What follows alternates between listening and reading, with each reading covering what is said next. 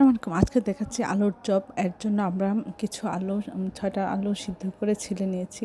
নিয়ে আমরা এর মধ্যে দিয়ে দিব হচ্ছে পেঁয়াজ, কাঁচামরিচ, লবণ দিয়ে আমরা এটা পেঁয়াজ মাখিয়ে তারপরে এর সাথে আলুগুলি মাখিয়ে নিব। তারপরে আমরা এটা আলু ভর্তার মতো অনেকটা করে নিব। করানোর পরে আমরা এগুলি সবটা মাখানোর পরে আমরা এটা চপের আকারে শেপে গোল গোল করে আমরা রাখবো।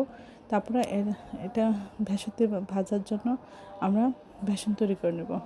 প্রথমে আমরা এর মধ্যে দিয়ে দেব 2 কাপ বেসন এবং 2 চামচ চালের গুঁড়া, আধা চামচ লবণ, আধা চামচ হলুদ গুঁড়া, আধা চামচ ধনিয়া গুঁড়া, আধা চামচ আদা বাটা, আধা চামচ রসুন বাটা, আধা চামচ জিরা গুঁড়া, আধা চামচ মরিচের গুঁড়া দিয়ে আমরা এটা পানি দিয়ে এটা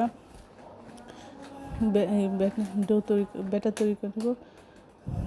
আমরা একটু খুব বেশি পাতলা করবো না এবং ঘনও করবো না, মাঝে মাঝে আমরা একটা যে ঘনত্বটা করে নেব।